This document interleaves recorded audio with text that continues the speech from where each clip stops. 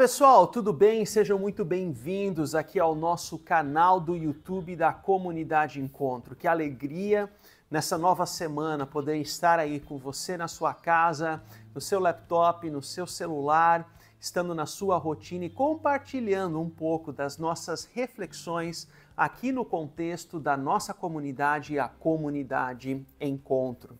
E hoje nós iniciamos uma nova série de reflexões chamada Generosamente. O nosso ponto de partida é que a generosidade, ela não consiste em atos pontuais, mas sim numa postura de coração, um reflexo da nossa vida. Quando nós falamos em generosidade, nós estamos falando do princípio bíblico da mordomia. A generosidade, ela talvez seja uma palavra mais contemporânea para esse mesmo princípio da sabedoria bíblica. Ambas as palavras aqui apontam para o mesmo caminho. A pergunta é: como temos cuidado daquilo que Deus nos confiou? De forma didática, nós podemos falar que a generosidade é como se fosse um guarda-chuva que compõe três áreas, ou 3 T's. O primeiro T é o T do tempo, a dedicação do tempo que damos ao outro, o cuidado do outro. Há pessoas que investem o tempo somente para si. Nós falamos bastante sobre isso na última série de reflexões, especialmente na temática da agenda cheia, tempo para o outro. Dentro do contexto da comunidade, tempo para o outro também no cuidado de um pai adoecido, de um vizinho em necessidades, a dedicação ao outro. Um princípio que é tão esquecido em nossa cultura. O segundo T é o T do talento, o exercício de dons que Deus deu a cada um de nós. Nós não somos uma tábula rasa, Deus nos criou com consciência, com capacidade que podem abençoar outras pessoas. Isso é um privilégio, porque é um dom recebido por Deus, mas que nos conduz a uma responsabilidade. E por fim, o T de tesouro. Aqui uma figura de linguagem para falar dos recursos financeiros. Hoje em dia, muitos consultores financeiros que ajudam as famílias a criarem estratégias para o bom uso dos recursos financeiros, tanto na vida pessoal, na vida familiar ou nas empresas, porque esse é um problema também na cultura brasileira.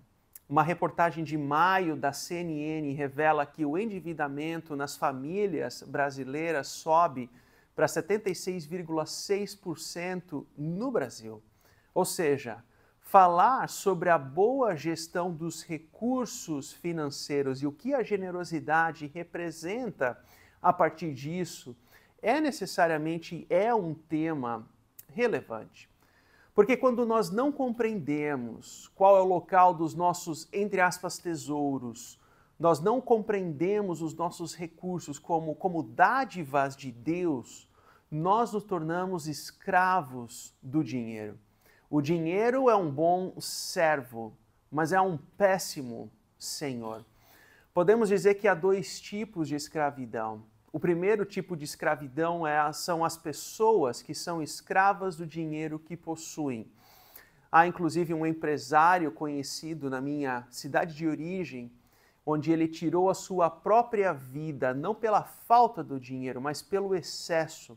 Ele não soube administrar bem os recursos financeiros que possuía. Mas há também um segundo tipo de escravidão, de pessoas que são escravas do dinheiro que não possuem. São pessoas que vivem presas ao que eu chamo de tirania do assim que.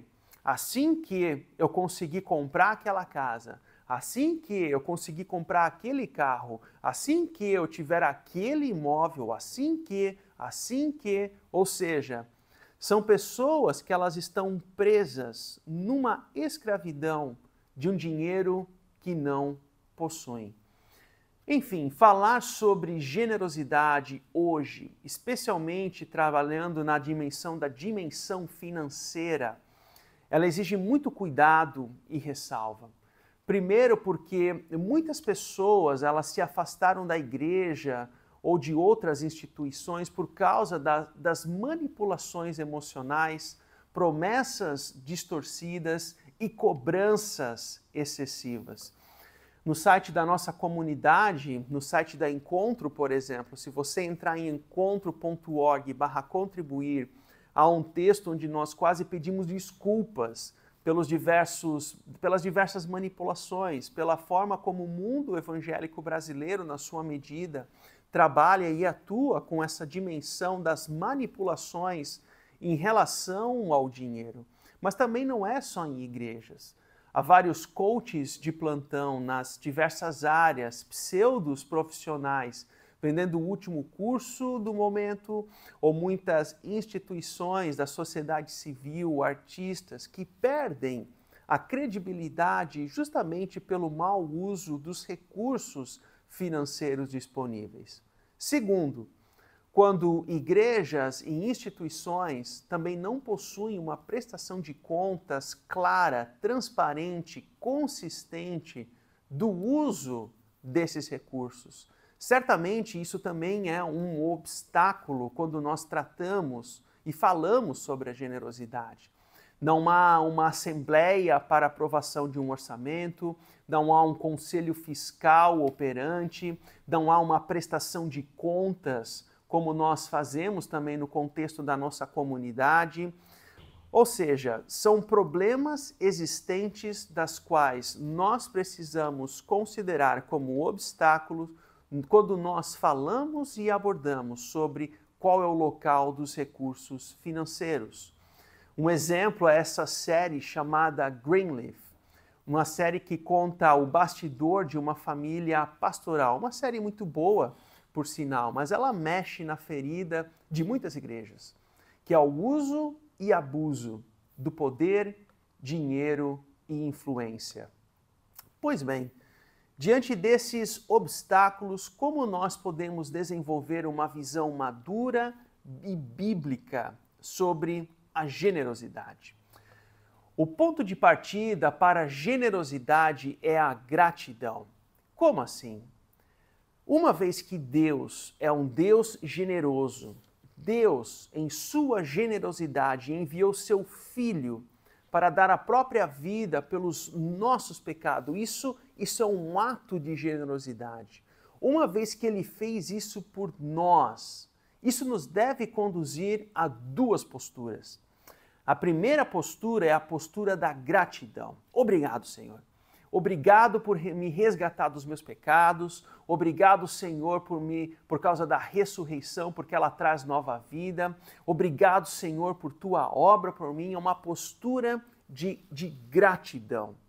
Agora, com base nessa mesma gratidão, isso nos move a uma segunda postura, de querer viver generosamente em direção ao outro. A mesma generosidade de um Deus generoso que se move na minha direção, agora eu vou em direção ao outro, em resposta a esse amor por mim na cruz. Eu quero viver a mesma generosidade. Mas perceba, isso não é algo natural em nós. Isso traz sacrifícios. Eu tenho que abrir mão da minha zona de conforto. Como? Com o meu tempo, com os meus recursos, com a minha vida como um todo.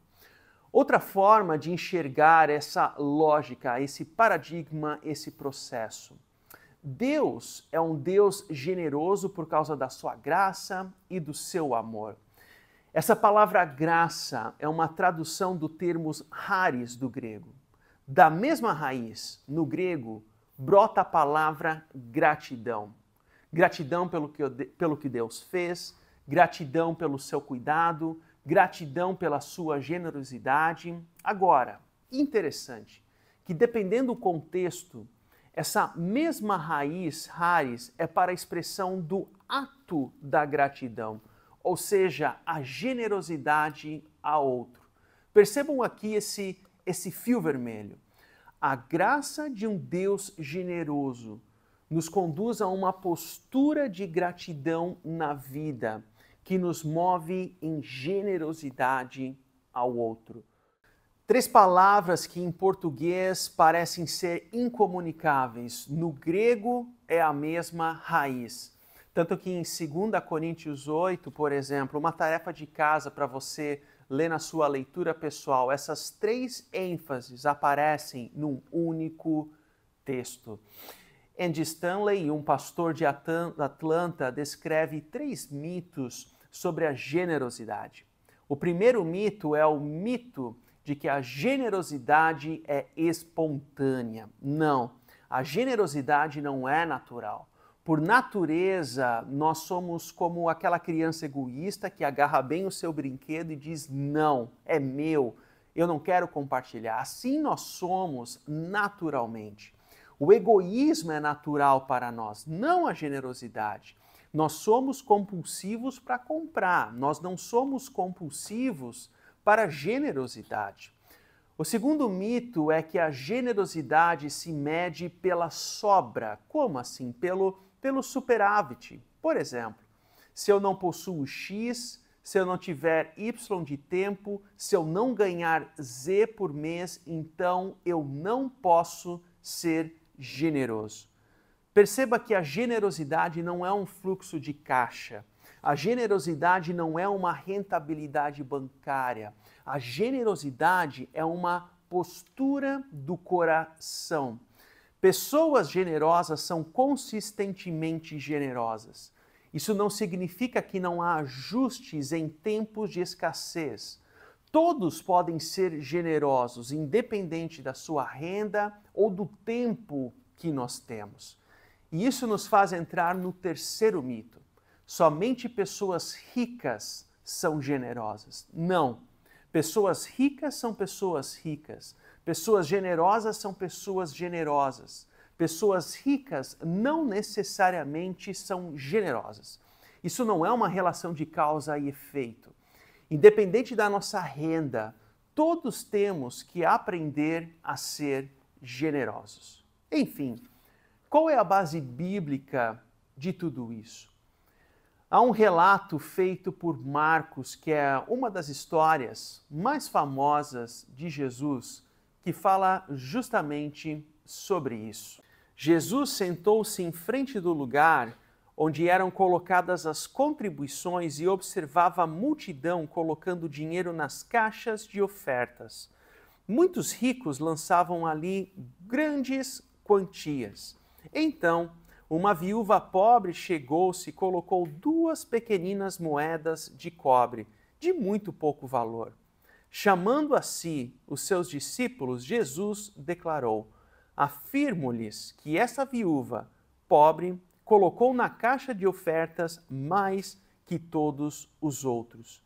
Todos deram do que lhe sobrava, mas ela, da sua pobreza, deu tudo o que possuía para viver. O que esse texto nos ensina? Primeiramente, esse texto nos ensina o princípio da generosidade como fruto da gratidão. Aqui como nós conversamos já anteriormente. Veja o contexto. Jesus estava no templo observando as pessoas que ofertavam. Ele vê alguns depositando grandes quantias, possivelmente era possível ouvir o som das moedas que caíam no fundo da caixa de metal, aquele barulho intenso das moedas caindo. Mas de repente, no meio daquela movimentação, ele nota uma viúva, alguém que estava sozinha. E essa viúva coloca apenas 2 pequenas moedas de cobre. Como assim? 2 moedas de cobre equivalem a 1,64 avos do valor de 1 denário. Denário era um pagamento de 1 dia de trabalho no mundo antigo. O que seria isso de uma forma mais palpável para os dias atuais? Suponhamos que essa viúva trabalhava 10 horas por dia. Ela estava ofertando ali o equivalente a 15 minutos do seu trabalho, ou seja, praticamente nada. A história dessa mulher mostra que a generosidade não depende dessa abundância financeira, mas sim da disposição do coração. O segundo princípio que esse texto nos traz é a confiança na provisão de Deus. Jesus diz: essa viúva pobre colocou na caixa de ofertas mais do que todos os outros. Todos deram o que lhe sobrava, mas ela, da sua pobreza, deu tudo o que possuía para viver. Esse tudo o que possuía para viver aponta para uma dimensão da confiança, a postura do coração como confiança. A confiança dela não está nas moedas, não está no extrato bancário, não está na conta bancária, mas sim no Deus que é provedor. Se esse Deus provê para mim, eu quero confiar nele.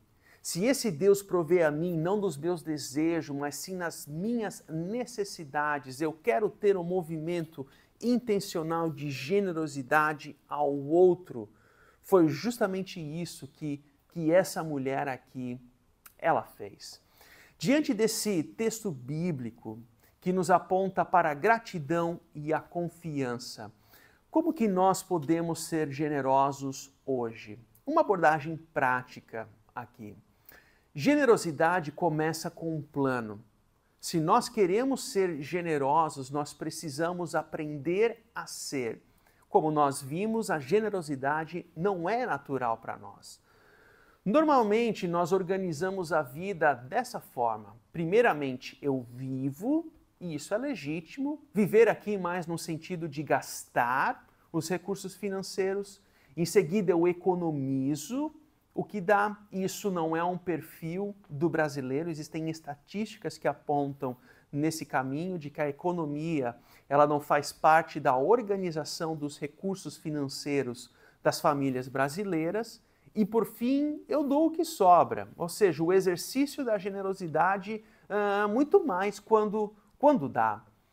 A consequência desse ritmo de vida é o que nós geramos no nosso coração, como margem para a ansiedade, para o consumo, para o desgaste. Se queremos viver com generosidade, proponho aqui inverter a ordem desse esquema. Doar, poupar, viver. Doe, planeje. Isso exige reflexão, isso exige discernimento, diálogo com o cônjuge, generosidade tanto na dimensão financeira, no tempo de voluntariado, no cuidado do outro. Escolha a generosidade, planeje a generosidade.